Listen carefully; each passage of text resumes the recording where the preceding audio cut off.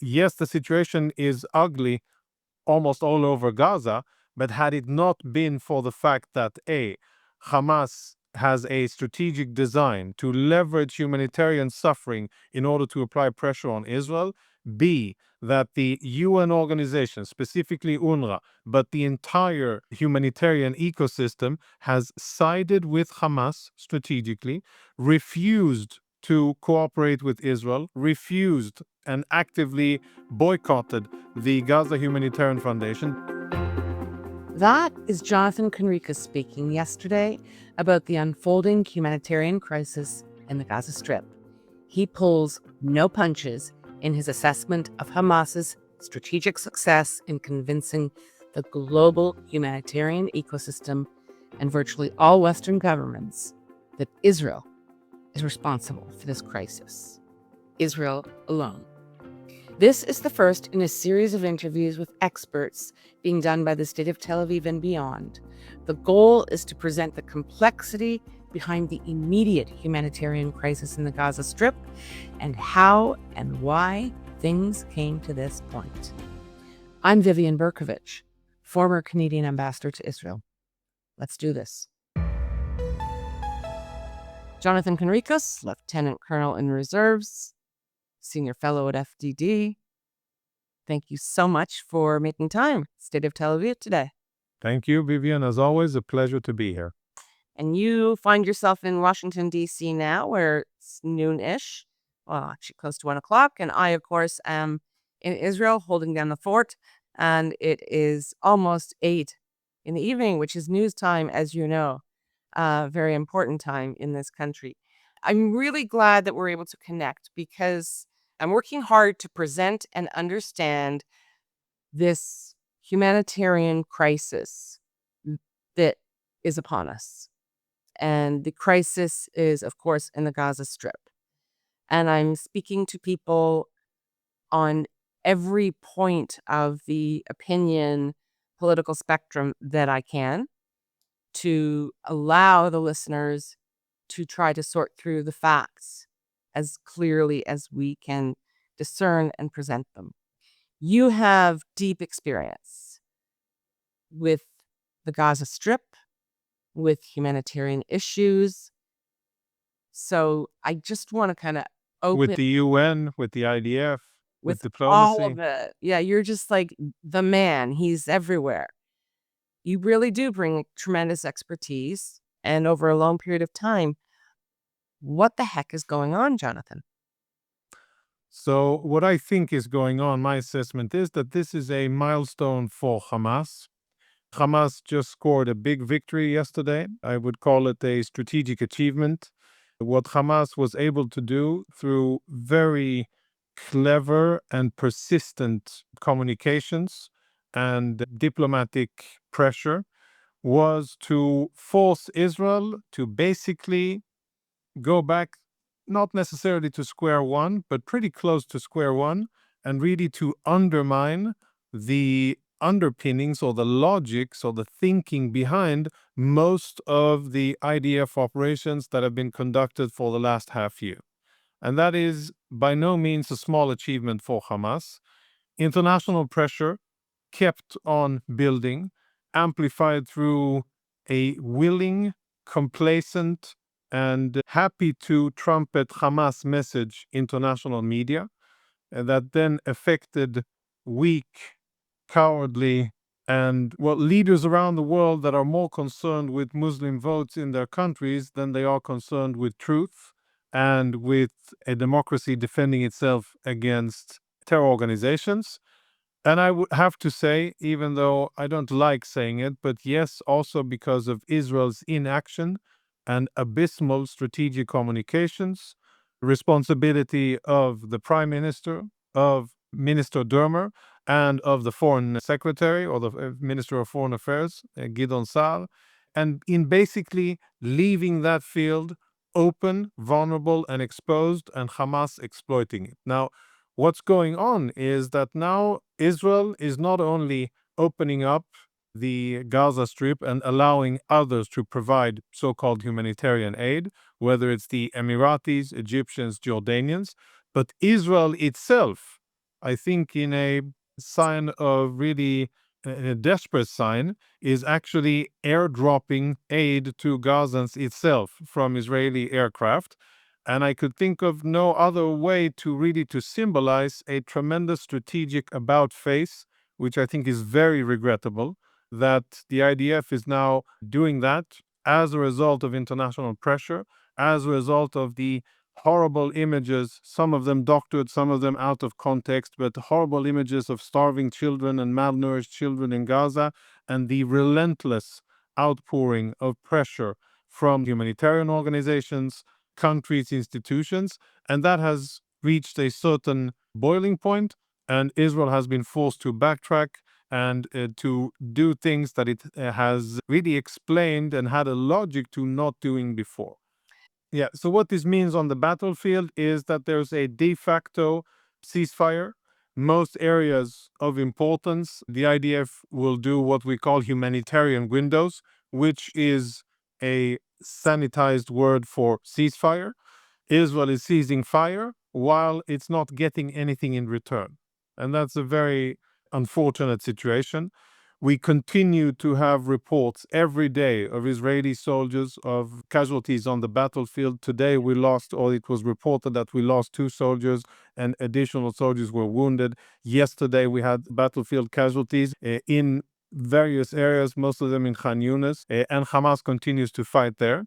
And while that is happening, IDF will be ceasing its operations for most hours of the day in other areas. And what it means is that now Hamas will gain strength in Gaza. They will gain the ability, political leverage. They will gain or enhance their control over the population.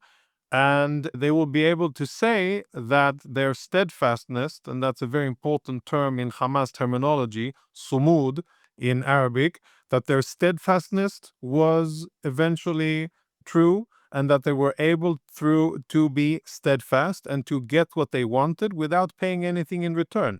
Because they, when Hamas speaks about paying anything, they think about only about their fighters, their terrorists, and their leadership. They do not think about Palestinians. So when Palestinians pay a price, which they undoubtedly do in terms of suffering, discomfort, hunger, death, wounding, etc., that doesn't factor in terms of Hamas. So they haven't paid anything and they're scoring a strategic victory. And I think what this does, bottom line, is it will prolong the war. Best case, it will prolong the war. Worst case, it can force Israel to stop operations now because we're losing momentum. But best case scenario out of what's happening now, this prolongs the suffering, it prolongs the war, it gives Hamas tailwinds, and it strengthens the bargaining position of Hamas because they see that their strategy works and that they can force concessions out of Israel without giving anything in return. So I want to go back to the beginning of your remarks when you said yesterday represented a significant victory, triumph for Hamas. And what you're referring to, I believe, is the resumption of food aid and other aid flowing into the Gaza Strip from Israel. So, what we have to do, because time is limited and I've got to get to the heart of it, are you in any way questioning or disputing that there is a food crisis for many civilians in the Gaza Strip? As far as I understand it, there is a food crisis. Some areas there's shortage, some areas there's constant supply. In the south, where the Gaza Humanitarian Foundation is operating, there's a steady supply of food. More than 93 million meals have been provided by the Gaza Humanitarian Foundation, and there the situation is much better.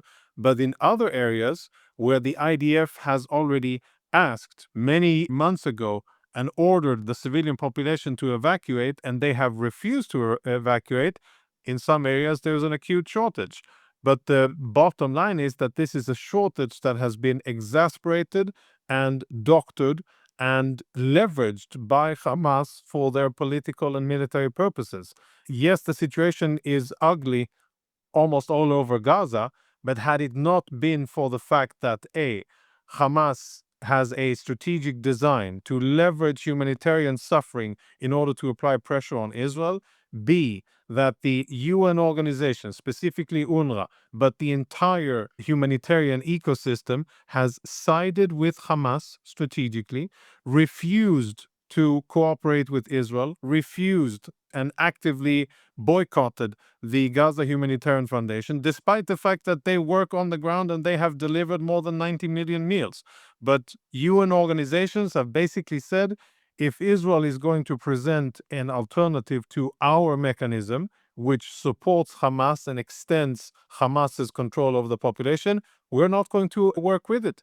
And they Right. refused to collect items that were delivered to Gaza. We saw 950 truckloads of aid stranded and baking in the Gaza sun on the Gaza side of the border because UN organizations refused and they hardballed. And sadly, they too have been able to force Israel's hand. So the reasons A, B, and C are really why the situation is so much worse than what it could have been had Israel had the wisdom to work with UN organizations like UNRWA and others and get them to channel aid where Israel defines that the aid should go to and not have them work against Israel. But sadly, that's something that's already done and that's a thing of the past. Now Israel has to really think, the Israeli prime minister and his cabinet, which I think has a very limited effect on anything that he decides. But the Israeli prime minister now has to think, okay, we're in a very bad situation strategically now, comms-wise, diplomatically, and on the ground. Where do we go from here? And again, our 50 hostages keep on rotting and suffering in Hamas dungeons. Yeah. And Minister Dermer, since he was appointed responsible for hostage negotiations, not a single Israeli has been brought back thanks to his operations. 2 hostages have been brought back, but that was thanks to President Trump and envoy Witkoff, Right. Aidan Alexander. And I think that also should make room for soul searching and should make room for totally different type of actions on the ground and strategic communications on behalf of Israel, because currently what Israel is doing is not working and we are paying a very heavy price in the blood of our soldiers and we are not achieving what we need to achieve. What Israel needs to achieve is to defeat Hamas, get our hostages back, and to mold the security environment in Gaza according to what we need, safety and security for Israel. So, unfortunately, we find ourselves in this moment now. We can't go back and redo things. And as you quite rightly note, there were plenty of strategic errors made by all parties, including the Israeli government, in some of its decision making. But, you know, there is a food and other humanitarian supply crisis that's impacting many people in Gaza.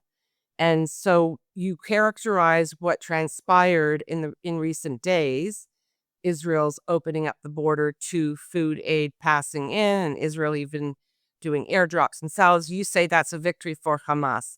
But Israel was backed into a corner because how could Israel not facilitate food aid given the crisis that's going on, given the fact that people are starving? Yeah, and the problem here is that there was no coherent Israeli strategy Got it. because of political considerations in Israel, coalition and different parties, right?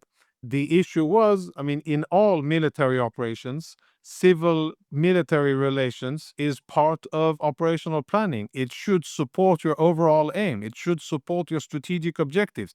And in this case, Israeli strategy was very inconsistent, incoherent, and instead of having a clear humanitarian plan from the beginning and making sure that it was harmonized and okayed with the US, with the most important European countries, and telling them out of initiative, telling them out of our own interest, this is our humanitarian plan for the Palestinians. We are going to move everybody here. We're going to make sure that there's safe and adequate and dignified supply of everything needed for a temporary situation, and we want your help with it. Instead, Israel spoke in many voices. Instead, Israel said one thing and did something different, and there was no real leadership or clarity. Now, sadly, we're paying the price for it. But of course, in war, as a party to a conflict, if you conquer terrain and there's population there, you are obliged, and Israel knows that it is obliged, to provide the humanitarian needs of the population there, which by and large it did. In most cases, it did. The areas where there's the worst situation are areas that Israel doesn't have troops in. It's Gaza City and a few other places where Israel doesn't yet control. But it's this in-between situation that stems also from poor Israeli strategy and leadership and cynical abuse by Hamas, knowing that this is their strongest weapon. I have to share with you, there was Minister Dermer has made a habit of making a statement. Apparently, he did so on a podcast last week, and it was reported today on Reshet Bet, of course, one of the major radio stations in Israel. The father of Tamir Nimrodi, who is one of the soldiers, the IDF soldiers who is held hostage, who it is believed probably is not alive, but may be. Minister Dermer recently met with Tamir Nimrodi's father, and he said to him, I have no constituents, so I don't owe anyone anything. Aside from the callousness of that to the father of a soldier who's held captive and the disconnect, a minister, whether he was on the list and elected or not, absolutely does have constituents. And I would suggest it's each one of the 10 million citizens of Israel. That we have such an important minister who is so influential and powerful making comments like this repeatedly, I understand, is deeply concerning to me, and I expect you would share that view. I do, and I think I didn't hear those comments. I know that he was on a podcast, and I think I will judge any minister, any part of this government by their actions and what they do for the state of Israel and the people of Israel. And as I look at this government, the Prime Minister and Ron Dermer, probably the most important minister or the second most important person in decision making when it comes to Israel now, both of them are falling tremendously short, not to say failing, in their objectives in bringing security to Israeli civilians, in bringing hostages home, and in defeating Hamas. That is what they are there to do. That is what they claim that they are doing. And I don't see them doing it. I see them focusing on many other things, on exempting Haredim from serving in the IDF, and on many other things that are not conducive to winning the war. And as an Israeli, whether a minister believes that he has constituents and he's responsible or not, that is one level of detachment. But really, at the end of the day, that is how I, as a citizen, judge my elected officials. And so far, I am very disappointed with how they're acting and with the results on the battlefield and with their complete strategic failure to protect Israel from international pressure and to allow the IDF the leeway and freedom of operations to do what it needs to do against Hamas. That is their job, and they're failing it. Always really so impactful and wonderful to speak to you, even in such distressing, really worrying times. Jonathan Conricus, thank you so much for making time. I know how busy you are. You just landed. And me and our listeners appreciate your generosity. Thank you. Thank you, Vivian. As always, thanks for being here. Also dropping today is an interview that I did on Friday, July 25th, with the Reverend Johnny Moore, who heads up the Gaza Humanitarian Foundation, an American organization that has been on the ground in the Gaza Strip for 2 months now. And I expect that Johnny's candor and facts will be of interest to even the most informed of our viewers. In the meantime, check out the podcast notes on our site, stateoftelaviv.com. Please consider supporting us with a paid subscription. We are truly independent, and we really need resources to deliver this content. Your appreciation goes a long way. In addition to monthly, annual, or founding member support, we have also introduced, starting today, the opportunity to make one-time contributions to State of Tel Aviv in any amount you wish. Many listeners have requested that option, and as always, we aim to please. Okay, next up, Gaza Humanitarian Foundation Reverend Johnny Moore. Stay with us.